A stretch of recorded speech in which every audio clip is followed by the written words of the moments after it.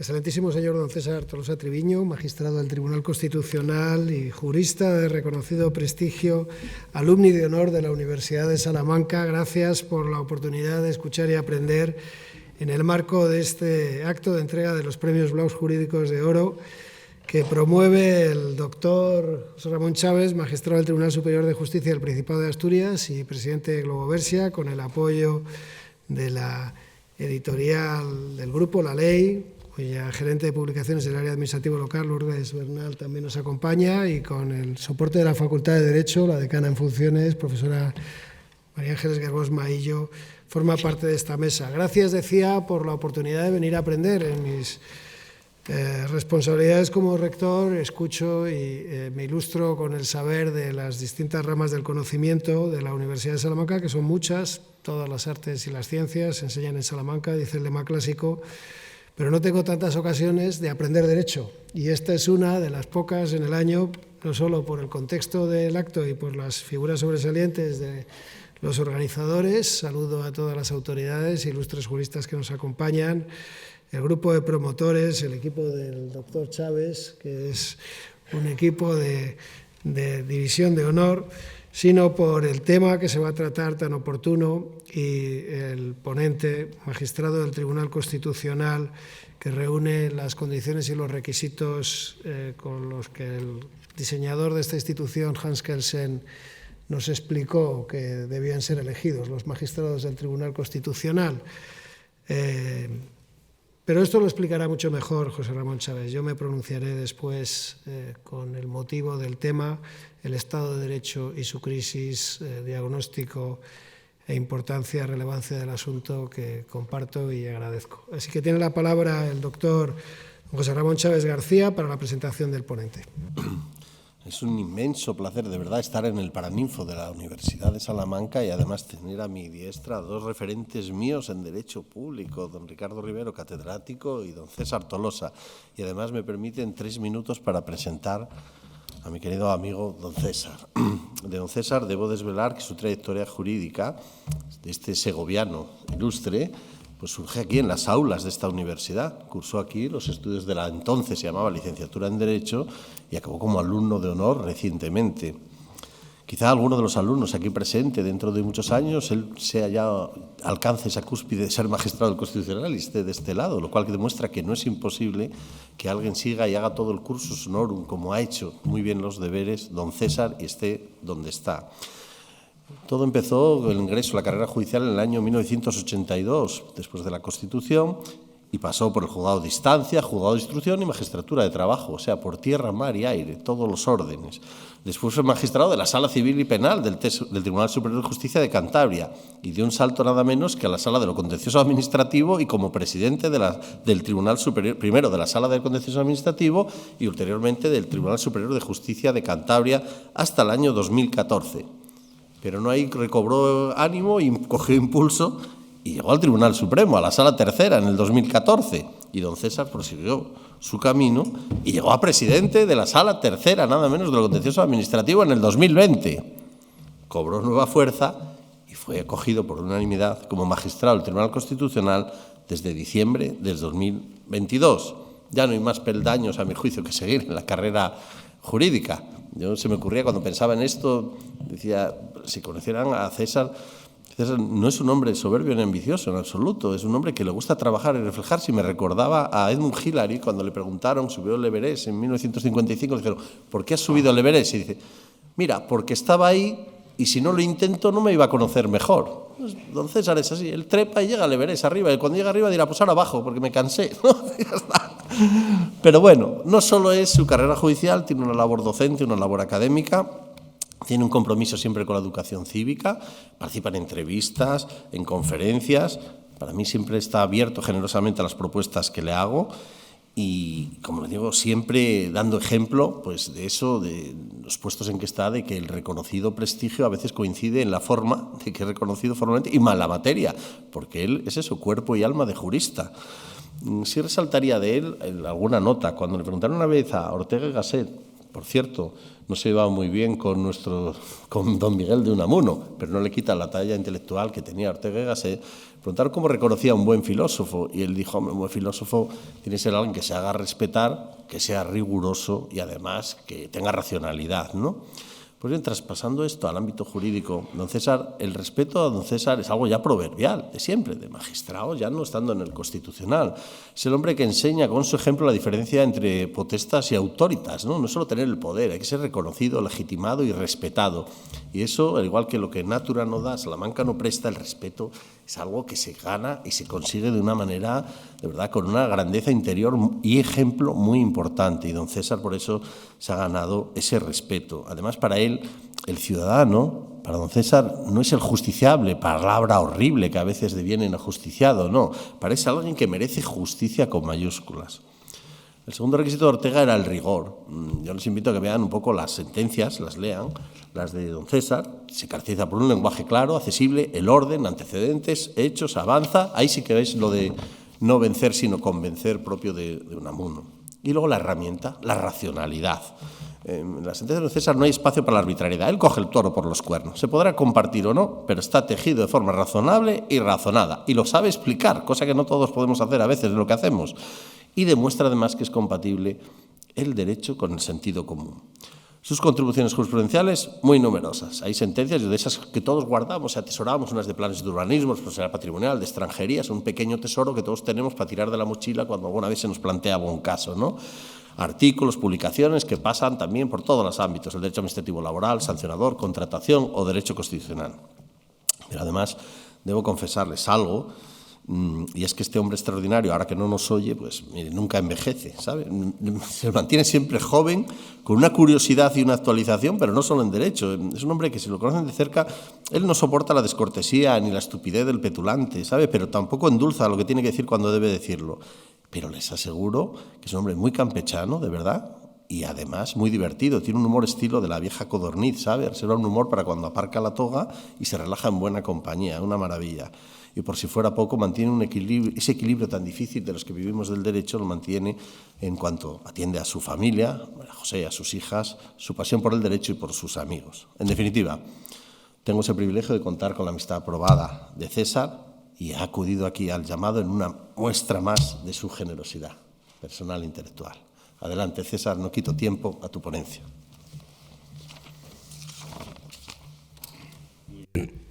Buenos días a todos. Comprenderán ustedes que iniciar una intervención después de haber escuchado las palabras de mi amigo y compañero José Ramón Chávez, pues es complicado. Es complicado porque, lógicamente, uno tiene también sus sentimientos y cuando escucha las palabras de un amigo, que son lo que yo he entendido que se ha producido aquí en este momento, pues lógicamente esos sentimientos se ven afectados. Si además ocurre que me encuentro en un lugar que para mí es evidentemente desde muchos puntos de vista, no solo desde el punto de vista profesional ni desde el punto de vista jurídico, sino desde el punto de vista personal, un lugar que se encuentra indisolublemente unido con mi propia personalidad, como es la Universidad de Salamanca, pues comprenderán ustedes que siento una sensación especial, al mismo tiempo que también tengo que asegurarles que me he despertado pronto, porque estoy nervioso por dictar esta conferencia. Y estoy nervioso porque dictar esta conferencia para mí supone una enorme exigencia. Y supone una enorme exigencia por tres razones que espero que entiendan ustedes rápidamente. Primero, por el tema. El tema no es sencillo, el tema creo que hay que afrontarlo desapasionadamente. Creo que en la sociedad española hay mucha pasión, mucha emoción y poca razón. En segundo lugar, porque lo tengo que hacer aquí, en mi universidad, no puedo quedar mal. Lograron que me marchara y ahora de repente estoy otra vez en las aulas de mi universidad y también tengo, por tanto, esa necesidad de superar la prueba.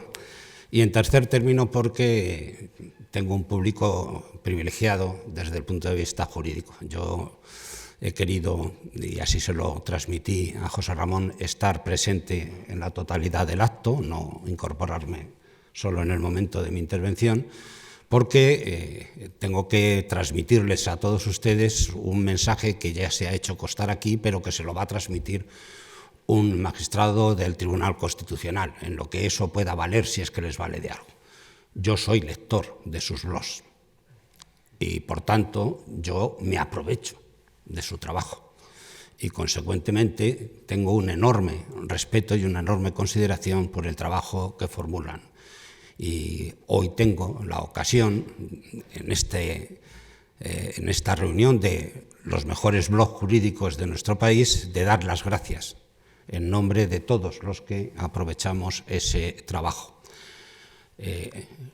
A mí no me gustaría que nunca les llamen blogueros, ¿no? Por mucho que sea.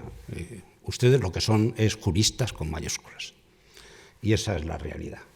Utilizan un instrumento distinto, un instrumento que los tiempos han puesto en boga, pero evidentemente el contenido de su trabajo lo que les hace es ser merecedores del título, insisto nuevamente, de juristas con todas las letras. Y, consecuentemente, pues cuando uno habla a gente muy lista, pues tiene siempre un compromiso superior. Le quiero dar las gracias al rector de la universidad. Yo fui alumno de tu padre y, bueno, pues, en fin, son cosas que cuando uno llega aquí, pues quieran que no se olvidan. Bien, voy a tratar de plantearles a ustedes algunas cuestiones o algunas reflexiones sobre el Estado de Derecho. Fíjense ustedes que el problema del Estado de Derecho hoy se ha convertido en una cuestión absolutamente recurrente en las noticias y en las conversaciones públicas. Ya no es un tema que nos preocupe exclusivamente a los juristas, es un tema que preocupa al conjunto de la sociedad, que habla con normalidad del Estado de Derecho, porque lo cierto es que empezamos a observar cómo desde posiciones más radicales se habla de la crisis o del fin del Estado de Derecho, y desde posiciones que yo creo que son más prudentes se habla de las deficiencias, de los déficits que evidentemente hay que abordar para conseguir efectivamente la instauración o la restitución de lo que tradicionalmente ha sido la concepción del Estado de Derecho. Pero también es cierto que, como yo les decía, quizá en alguna medida el problema del Estado de Derecho, no voy a decir que se haya vulgarizado, pero sí que se ha hecho más habitual en las conversaciones, por lo cual yo creo que la primera parte de mi intervención me van a permitir que la dedique esencialmente a establecer y delimitar los contornos de lo que es un Estado de Derecho.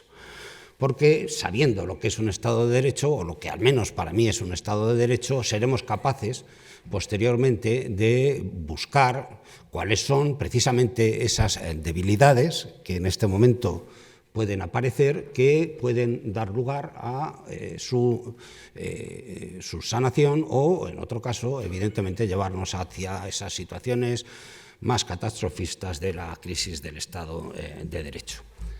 El Estado de Derecho es una creación del derecho alemán, pero que, sin embargo, probablemente haya que buscar sus orígenes en la Revolución Francesa, en la Declaración de Derechos del Hombre y del Ciudadano. En aquella declaración de 1789, su artículo 16 hacía una declaración que creo que sigue hoy absolutamente vigente.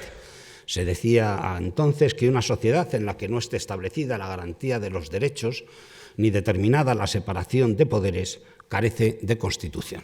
Y carece de Constitución por mucho que formalmente esté dotada de un texto constitucional. Por tanto, la garantía de los derechos y la separación de poderes son dos elementos clave en la existencia del Estado de Derecho. Pero realmente quienes elaboran la doctrina del Estado de Derecho son los juristas alemanes del Reichstag, cuando van a hacer una apuesta decidida por la limitación del poder político mediante el imperio de la ley, y un imperio de la ley que, para ser tal, exigía la existencia de un poder judicial independiente que fuera capaz de aplicar esa legalidad precisamente para el control del poder político. De la misma manera, el derecho inglés, el Rule of Law, también tuvo en cuenta la necesidad de que, poniendo por base fundamental de la existencia de un sistema democrático la soberanía nacional, esa soberanía nacional se entendía que residía no en el poder absoluto del rey, sino en el poder del Parlamento, y consecuentemente la emisión o la actividad de ese Parlamento, que son las leyes, se convertían así en un elemento primordial, primigenio y fundamental en la propia existencia del Estado. Por tanto, el Estado de Derecho no significa, ni más ni menos, aunque veremos que tiene otras muchas variables, no significa ni más ni menos que el valor de la primacía de la ley como elemento de limitación del poder político. Pero fíjense ustedes qué cosas ocurren en este mundo. Si uno atiende a los estudios de los constitucionalistas españoles y europeos de los últimos años, podrán ustedes observar cómo prácticamente había dejado de prestarse atención al problema del Estado de Derecho. De las tres características que tiene nuestro Estado, y sobre lo que volveré después, Estado social y democrático de derecho, los constitucionalistas habían puesto especialmente el foco de sus estudios en el concepto de democracia como planteamiento de la legitimación del poder, del problema de la legitimación del poder, y el tema del Estado social, que sigue siendo evidentemente una cuestión de plena actualidad, en tanto en cuanto se venía a entender al Estado con una cierta capacidad prestacional en relación con las necesidades del conjunto de los ciudadanos. Sin embargo, hoy, frente a los que estaban plenamente convencidos de que el Estado de Derecho era una realidad perfectamente asentada, perfectamente establecida en nuestro país, sin embargo, les digo, hoy el Estado de Derecho vuelve a ser motivo de preocupación. Y vuelve a ser motivo de preocupación no solo en nuestro país, sino que es motivo de preocupación también por parte de los organismos internacionales. Por referirme a los dos que probablemente sean más importantes desde nuestro punto de vista, vamos a ver cuál es la visión que del Estado de Derecho tiene tanto la Unión Europea, esencialmente el Tribunal de Justicia, como el Consejo de Europa a través de la llamada Comisión de Venecia.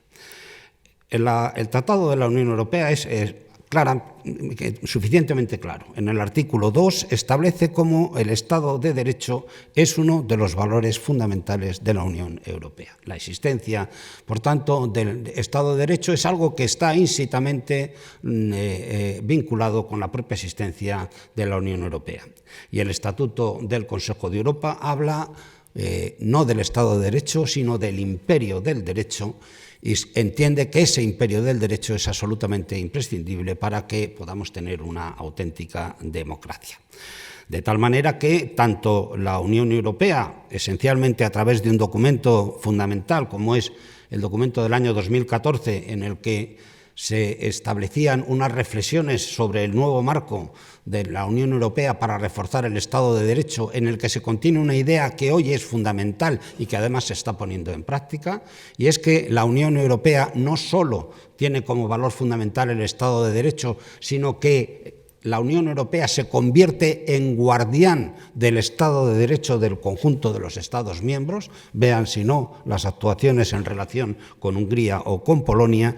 Ese elemento, esa asunción por parte de la Unión Europea del propio Estado de Derecho constituye, a mi juicio, un paso importante en el fortalecimiento frente a la crisis que se alega por algunos en el fortalecimiento del Estado de Derecho. De hecho, en nuestro país miramos permanentemente, cuando hablamos de la crisis del Estado de Derecho, solemos mirar permanentemente a Europa, aunque no siempre desde Europa se termina teniendo el camino bidireccional, también hay que decirlo. La Comisión de Venecia, por otra parte, estableció en el año 2016 una serie de criterios, unos check-ins, para ver si efectivamente en un Estado se puede hablar de Estado de Derecho.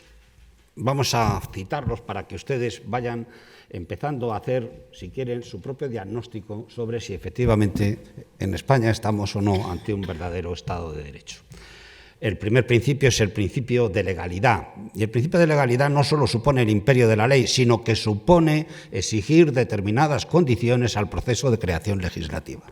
Y sobre esa cuestión volveré más adelante. Se habla también del principio de seguridad jurídica, de la interdicción de la arbitrariedad, por supuesto, de la tutela judicial efectiva, del respeto a los derechos humanos y a la no discriminación y la igualdad ante la ley. Cuando todos estos criterios se cumplen, estaríamos ante un verdadero Estado de Derecho. Cuando alguno de estos criterios se pone en duda o está debilitado, evidentemente también se debilita el Estado de Derecho. Pasemos a nuestra propia regulación nacional. Probablemente, por el momento histórico en que se produjo, los constitucionalistas han dicho que la Constitución de 1978 optó por una, y cito textualmente, premeditada y comprometida definición del régimen político español, porque en nuestra Constitución, como todos ustedes saben, se contiene en el artículo 1, como norma de apertura de la propia Constitución española, la definición de España como un Estado social y democrático de derecho. Es importante esta cuestión porque una definición de esta naturaleza no existe en el constitucionalismo europeo. La definición más contundente en el sentido de la defensa del Estado de Derecho es precisamente la de la Constitución española.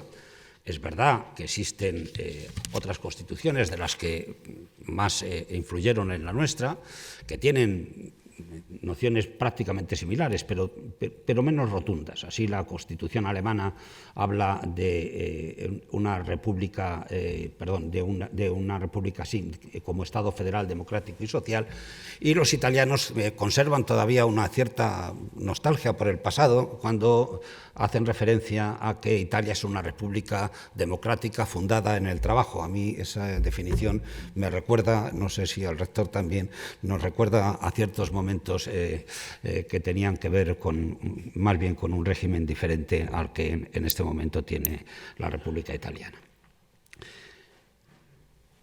Pero nos hemos quedado solo con la definición, porque si nos quedamos solo con la definición, evidentemente lo que tenemos es una cuestión de carácter puramente teórico. No. Cuando hablamos de que España es un Estado social y democrático de derecho, el Tribunal Constitucional ha dicho que esas tres afirmaciones tienen eficacia jurídica. Y tienen eficacia jurídica porque, además de su eficacia, tienen aplicabilidad directa. O lo que es lo mismo, según el Tribunal Constitucional español, cualquier ciudadano puede dirigirse a los poderes públicos ejercitando pretensiones que pueden llegar incluso al recurso de amparo ante el Tribunal Constitucional por la violación de cualquiera de estos tres elementos: cuando falla el Estado social, cuando falla el Estado democrático o cuando falla el Estado de Derecho. Pero, pese a esta definición, lo cierto es que la esencia del Estado de Derecho en nuestro país hay que encontrarla también en los principios o valores superiores del ordenamiento jurídico que se regulan en el artículo 1.1 de la propia Constitución. Los valores de la libertad, el valor de la justicia, el valor de la igualdad y el valor del pluralismo político. Sin libertad no hay Estado de Derecho. Y cuando hablamos de libertad en el sentido del Estado de Derecho, creo que es necesario tener en cuenta que no se debe conectar la libertad exclusivamente con la libertad política. Cuando hablamos de la libertad, lo que estamos hablando es de la libertad del individuo, estamos hablando de la libertad personal. Y precisamente por eso nuestra Constitución tiene dentro del catálogo de derechos fundamentales una serie de derechos que afectan claramente a los derechos de la personalidad. El derecho a la intimidad, el derecho a la propia imagen, el derecho al honor, el derecho a la dignidad, conectan directamente con este principio de libertad. El valor de justicia, evidentemente, es un valor tremendamente complejo. Es tan complejo y tan difícilmente aprehensible que el Tribunal Constitucional nunca ha estimado un recurso basado en el valor justicia, por la dificultad de definir lo que consiste la justicia. Lo que sí podemos hacer es extraer del valor de la justicia algunos principios que pueden regir en nuestro ordenamiento jurídico. La imparcialidad judicial, la presunción de inocencia, la obligación de ejecutar las sentencias judiciales firmes, son valores que emanan del concepto de justicia, pero que, por decirlo de alguna manera, bordean el núcleo esencial de lo que puede ser la justicia. Respecto del valor de la igualdad, el Tribunal Constitucional ha dicho que es un valor preeminente, esencial de nuestro ordenamiento jurídico, y por fin tiene mucha importancia el valor del pluralismo político, que no significa tampoco exclusivamente la posibilidad de crear determinadas organizaciones políticas con distintas posiciones ideológicas. El pluralismo está en la propia Constitución y eso es lo que es absolutamente fundamental. Fíjense ustedes que el pluralismo político, que está en los artículos 6 y 7 de la Constitución, fue el último de los valores que se incorporó en la ponencia constitucional, el último de los valores.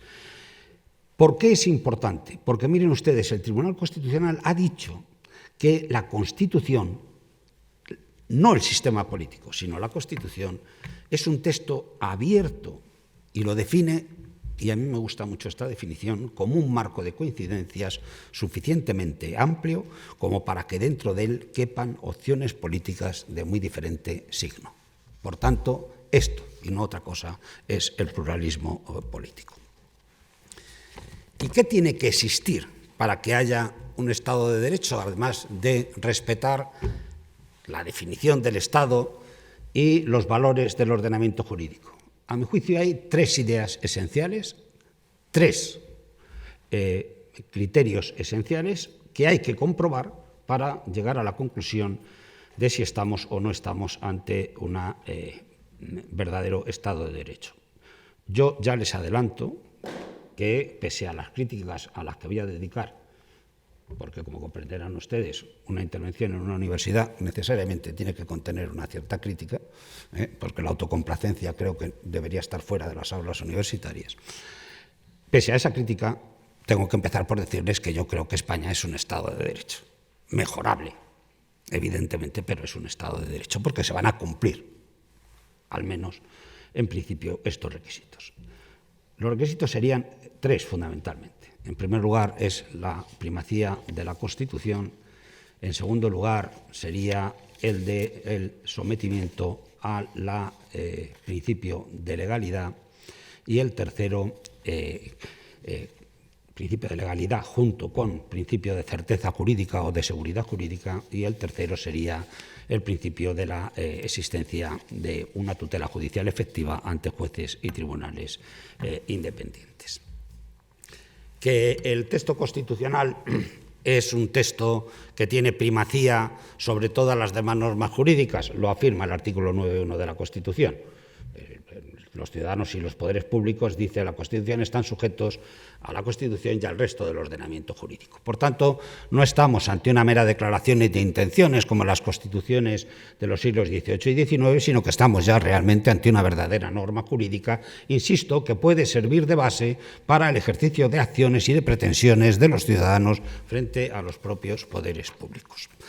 Pero donde empiezan los problemas es en el tema del principio de legalidad. El principio de legalidad, dice el Tribunal Constitucional, que es un dogma básico de todo sistema democrático, por cuanto, según el propio preámbulo de la Constitución, el imperio de la ley es la expresión de la voluntad popular. Este principio de legalidad, les decía a ustedes cuando veíamos los orígenes del Estado de Derecho, tiene que ver, en primer término, con el control del poder, esencialmente con el control del poder. La ley sirve como instrumento para el control del poder con la actuación de jueces y magistrados independientes. Y esto está establecido así en nuestra Constitución, cuando en el artículo 103 se subraya que las administraciones públicas sirven con objetividad los intereses generales y actúan con pleno sometimiento a la ley y al derecho. Pero no solo son los administraciones y el gobierno quien está sometido al imperio de la ley, también los jueces en su actuación estamos sometidos al imperio de la ley.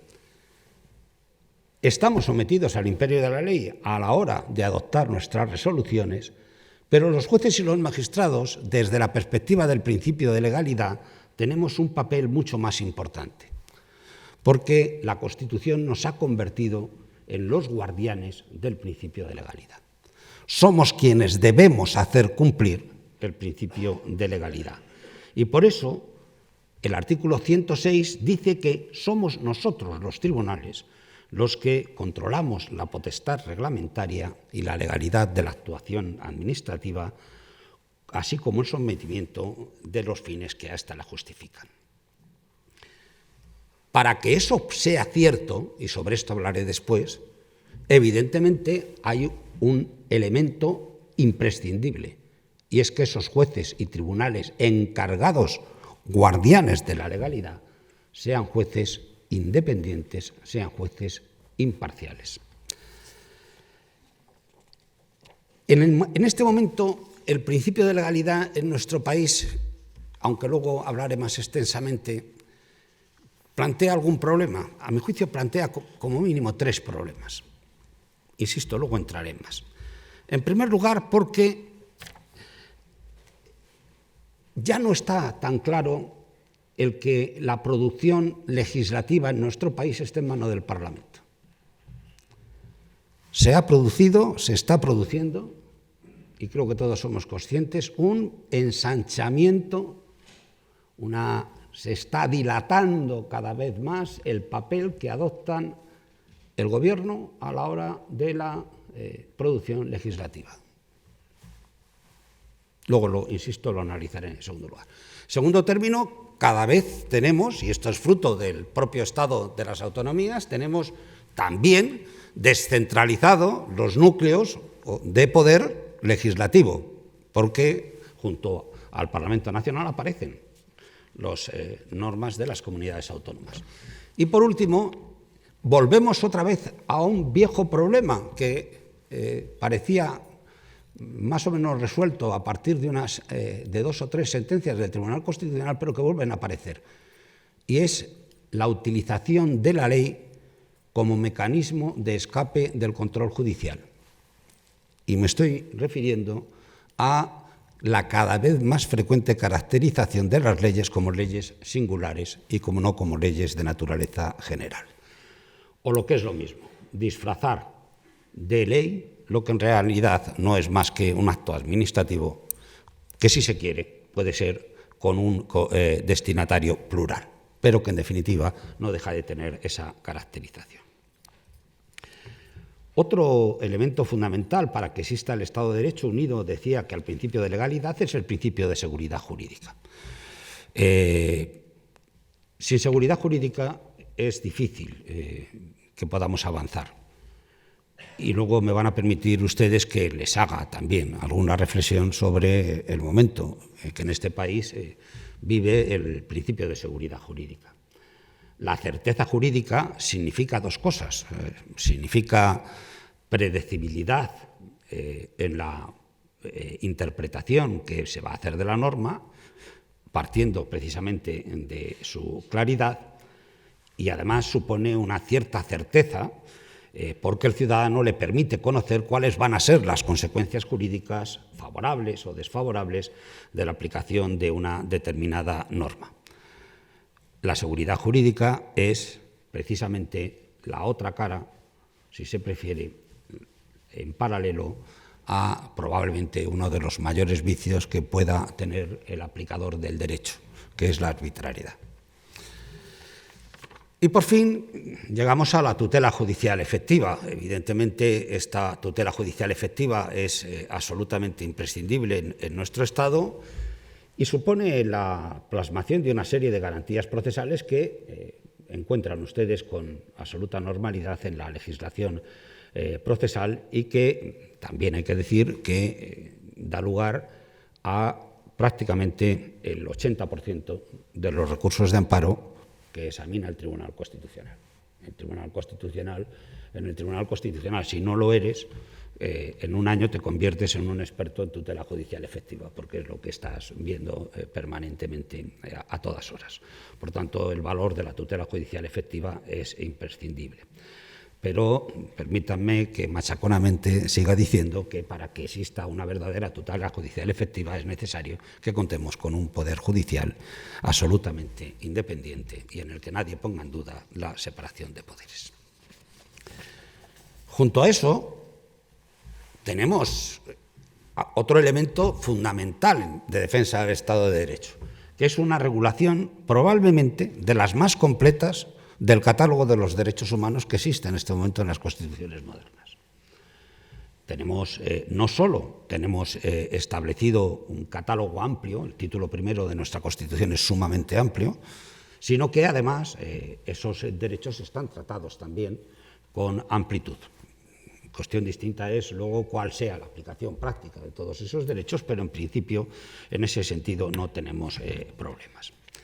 Por tanto, vuelvo a la afirmación anterior que realizaba. A mí, en mi opinión, los elementos que determinan la existencia y inexistencia del Estado de Derecho en España se cumplen con suficiencia.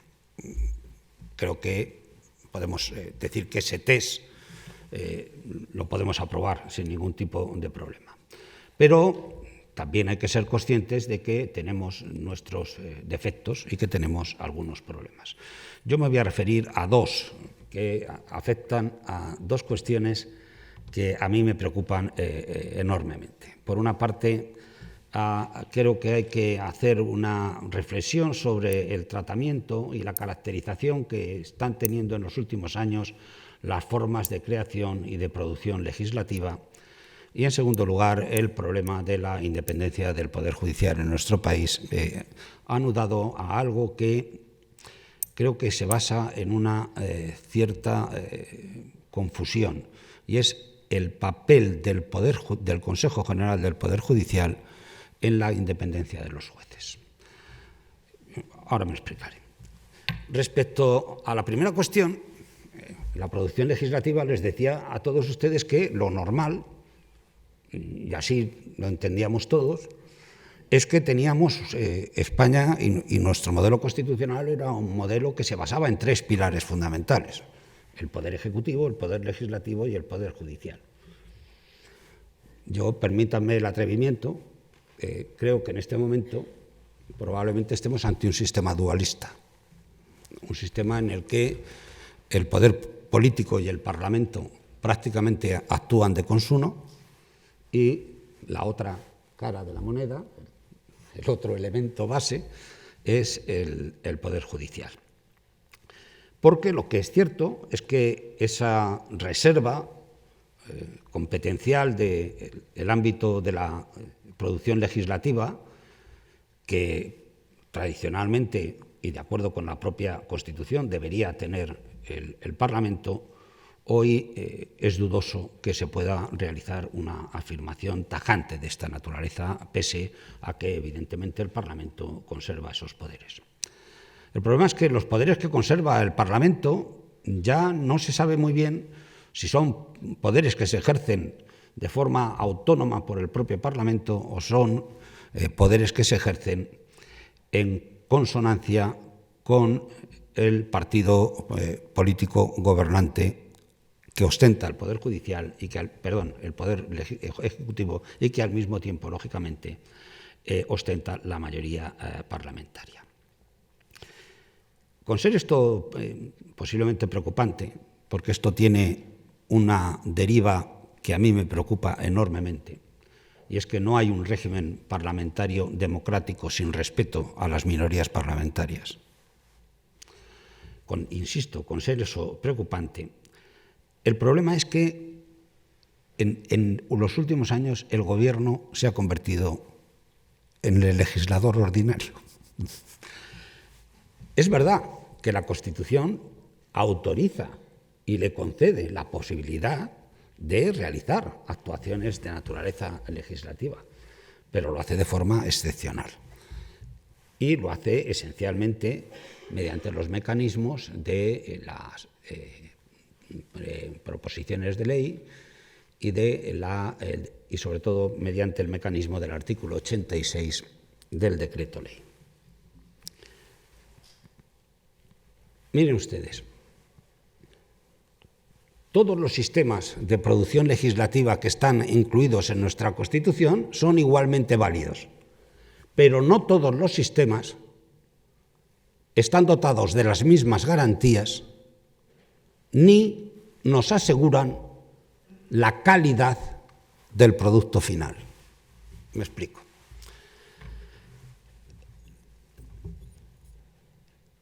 Cuando se prefiere la proposición de ley al proyecto de ley, pues evidentemente se está buscando un aligeramiento de las exigencias de naturaleza formal y sobre todo de naturaleza consultiva que exigen los proyectos de ley. Una proposición de ley no necesita informe del Consejo de Estado, no necesita informe del Consejo General del Poder Judicial, no tiene por qué aparecer en el plan anual normativo, no tiene por qué contener una memoria de análisis de impacto normativo. Lo que quiere decir, y perdonen mi ingenuidad, que si nos faltan todas estas cosas hay más posibilidades de equivocarse. ¿Esto es legal? Perfectamente legal. Y como yo soy magistrado del Tribunal Constitucional, mantengo mi lealtad al Tribunal Constitucional, aunque en muchas ocasiones tengo que dejar constancia de mi voto discrepante mediante mi voto particular, pero sigo siendo leal al Tribunal Constitucional. Este problema de las garantías de las proposiciones de ley, como elemento que pudiera derivar en algún vicio, fue rechazado y ha sido rechazado contundentemente por el Tribunal Constitucional. Les cito a ustedes una sentencia, verán ustedes que no voy a citar más que una, creo, no sé si queda por aquí alguna, creo que no, que es la sentencia de la ley de eutanasia. La ley de eutanasia parte de una proposición de ley, no es un proyecto de ley, y en la sentencia de 19 de marzo de 2023 hay un fundamento de derecho en el que se recoge precisamente por qué la proposición de ley no es inconstitucional, a pesar de que efectivamente habían desaparecido o no existían ningún tipo de informes. Pero a mí lo que me preocupa de verdad es el uso y el abuso del Real Decreto Ley. Aquí sí que hay un problema. Miren, cuando yo estaba preparando esta conferencia no sabía que el blog Colosal, ¿era Colosal el primero? Era Ahí Derecho. Bueno, pues miren ustedes, verán ustedes que leo los blogs porque en el blog Hay Derecho se contiene la estadística de los reales decretos publicados por el Gobierno, ¿cierto? Cierto. ¿Ve usted? Pues como todos aprendemos de todo, por tanto mis palabras no eran huecas ni vacías, son ciertas. Y ahí se afirma que curiosamente en este momento, preocupantemente, en este momento el promedio de decretos leyes mensuales es de 2,88. En el momento de más abuso de la historia democrática española fue de 1,70. Y miran ustedes, hombre, pero ¿por qué es preocupante la utilización del decreto ley? Primero porque la propia Constitución en el artículo 86 establece que tiene un carácter extraordinario y solo se puede aprobar cuando hay razones de urgente necesidad. Y además no se pueden tocar mediante decretos leyes los derechos fundamentales. Por tanto, está absolutamente limitado. Pero es que el decreto ley, y me voy a ir a un ejemplo de hace 15 días, es un instrumento peligroso. ¿Por qué? Miren ustedes, hace aproximadamente 15 días se ha aprobado un decreto, saben ustedes, me imagino que todos habrán visto las noticias, que le han llamado perfectamente, le han llamado el Real Decreto Ómnibus. O sea, en el que cabe todo.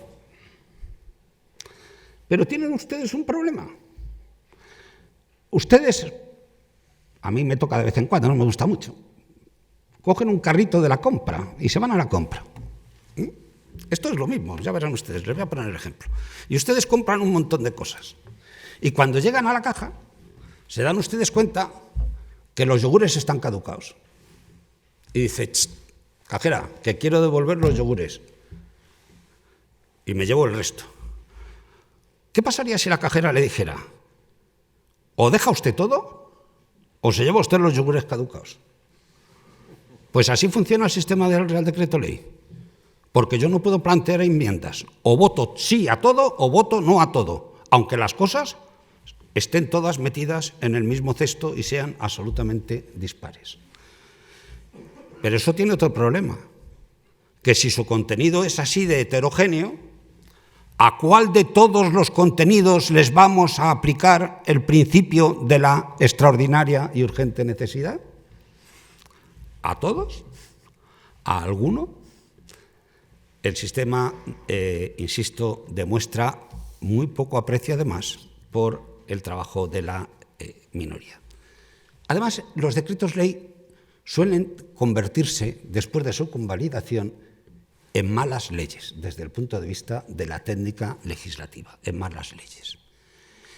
Pero además tiene un efecto perverso aún, y es que dan lugar a lo que Carl Schmitt y después nuestro maestro García de Enterría trajo a España con el concepto de la legislación motorizada. Con el Real Decreto estamos modificando la legislación permanentemente. Estamos cambiando nuestro marco jurídico inmediatamente. Y ese cambio permanente del modelo jurídico o de las instituciones jurídicas necesariamente va a afectar a otro de los valores del Estado de Derecho, la certidumbre, la seguridad jurídica. Gracias a ustedes, leyendo algunos de sus blogs, sabemos que han derogado, que no han derogado, qué es lo que queda, qué es lo que permanece, qué es lo que ha desaparecido, porque si no es prácticamente imposible, que hoy lleguemos a esa solución. Consecuentemente, a mi juicio, deberíamos efectuar una reflexión sobre esta cuestión. Luego, desde el punto de vista del principio de legalidad, tenemos otro problema. Somos el país que más condenas ha recibido del Tribunal de Justicia de la Unión Europea por la recepción, por la falta de recepción o por la recepción irregular de las directivas comunitarias. Estamos ahí, al principio del ranking, desde el año 2016. Y ahora mismo, el no tener el derecho de la Unión supone un déficit enorme en la aplicación de las normas que rigen en nuestro país. Creo, por tanto, que deberíamos reflexionar. Insisto, no hablo de inconstitucionalidad, no he dicho esa palabra en ningún momento, hablo de conveniencia, hablo de una transparencia en la labor legislativa que haga que tengamos un cuerpo jurídico que nos permita actuar con mayor seguridad. El segundo problema que se plantea en este momento, y con esto ya voy terminando porque creo que ya les estoy cansando demasiado, es el problema de la independencia judicial. Y yo lo voy a unir aquí no a la independencia de los jueces individualmente considerados. Aquí siempre lo que hace, cuando hablamos de la independencia judicial, parece que como si la independencia judicial pudiera trocearse, pudiera haber trozos en los que examinar. Y además, cuando hablamos del Consejo del Poder Judicial, enseguida sale alguien que dice, pero es que el Consejo General del Poder Judicial no es Poder Judicial. Y como no es Poder Judicial, su independencia no afecta para la independencia de los jueces. ¿Cómo que no? El Consejo General del Poder Judicial es un órgano que no tiene otra justificación que la defensa de la independencia judicial. No tiene otra justificación. Bien es cierto que cuando ustedes oyen hablar sobre los problemas del Consejo, no oyen hablar de independencia judicial, oyen hablar de nombramientos. Pero esto no es así. Lo importante es la defensa del Poder Judicial. ¿Por qué? El propio Tribunal Constitucional, en la primera de sus sentencias, que yo reconozco que creo que tomó una deriva que todavía quizá no hemos terminado de superar, hacía referencia a que el Consejo General del Poder Judicial se creaba precisamente para quitar al poder político las competencias que eran más susceptibles de generar una influencia sobre la actuación de los jueces. Por tanto, hay una conexión inmediata entre la independencia judicial y el Consejo General del Poder Judicial, que están indisolublemente unidos, de tal manera que afirma la propia Comisión Europea en la recomendación 2018-103, algo que a mí me parece fundamental y que perdemos de vista. El debilitamiento de la independencia del Poder Judicial se produce cuando se produce el debilitamiento de su órgano de gobierno. Y yo me pregunto, ¿qué está ocurriendo con el Consejo General del Poder Judicial en este país? Y me dirán ustedes, hombre, que no se ha renovado. Hasta ahí llego. Pero hay un problema más grave. Es, ¿qué función tiene en este momento el Consejo General del Poder Judicial? Porque, y esta es otra manifestación del Tribunal Constitucional con la que evidentemente no estoy de acuerdo y por tanto podrán leer ustedes mi voto particular, el Tribunal Constitucional ha llegado a afirmar algo que me parece grave, y es que el Consejo General del Poder Judicial sirve, leo textualmente, para la gestión del aparato administrativo del Poder Judicial. O sea, como un negociado de cualquier ministerio. Esta disminución del poder, que está provocando además un efecto indeseado en el Tribunal Supremo, esencialmente órgano superior de la jurisdicción en nuestro país. Miren, decía mi amigo José Ramón Chávez que yo fui presidente de la Sala Tercera del Tribunal Supremo.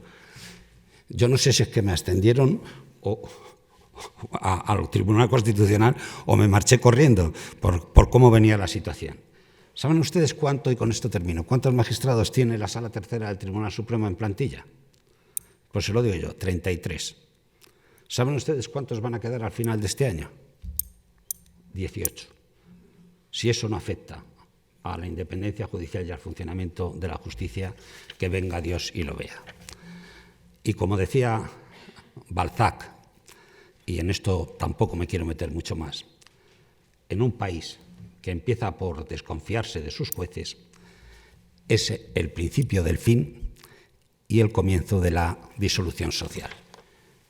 Tengo que romper, por tanto, aquí una lanza, pese a las críticas, en favor del trabajo que afortunadamente continúan realizando con independencia y seriedad, y a veces en circunstancias poco gratas, los jueces y magistrados de este país. Nada más y muchísimas gracias.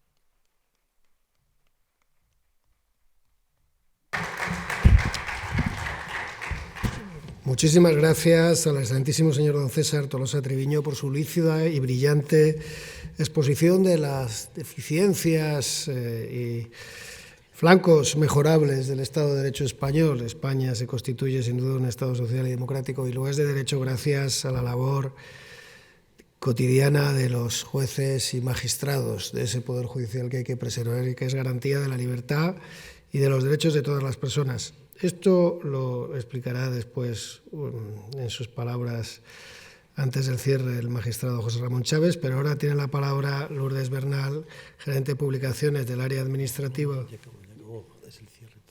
Ah, entonces me toca simplemente. Ya hemos vivido. Me han dado un desarrollo. Si quieres volvemos. Así que, bueno, pues me toca a mí darles las gracias y sumarme a esa defensa del Poder Judicial por parte de don César Tolosa, magistrado del Tribunal Constitucional, Algo debo decir también sobre la labor que desarrollan después de felicitar a los premiados y señalar que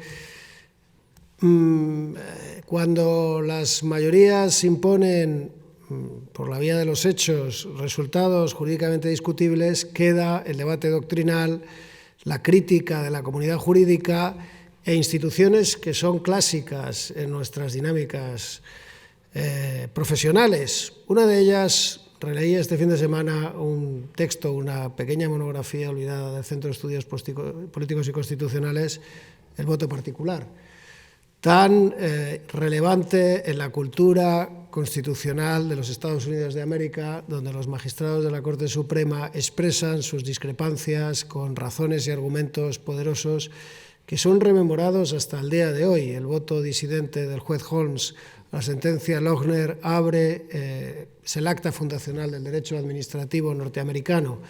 Así que esos votos particulares, y leer los del magistrado del Tribunal Constitucional y antes presidente de la Sala Tercera del Tribunal Supremo, como leer sus ponencias, sus sentencias, don César Tolosa, ilustran a la comunidad jurídica y demuestran que hay posibilidades alternativas. Y al fin a los juristas nos convencen los argumentos, los que se expresan en los blogs, que han sido premiados, los de las sentencias y los de los votos particulares.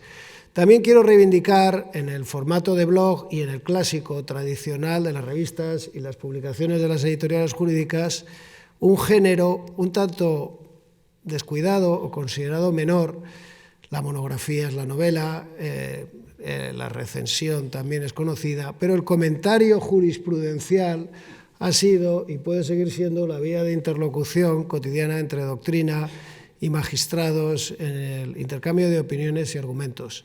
Cuando una sentencia del Tribunal Constitucional o del Tribunal Supremo supone un avance, un progreso en la comprensión de las garantías en un Estado de Derecho, como muchas de las que se pueden atribuir a don César Tolosa, así lo demuestran, merecen un comentario favorable, positivo y su divulgación en toda la comunidad jurídica, ya en formato de blogosfera, que es el que hoy celebramos, o ya digo, en el tradicional.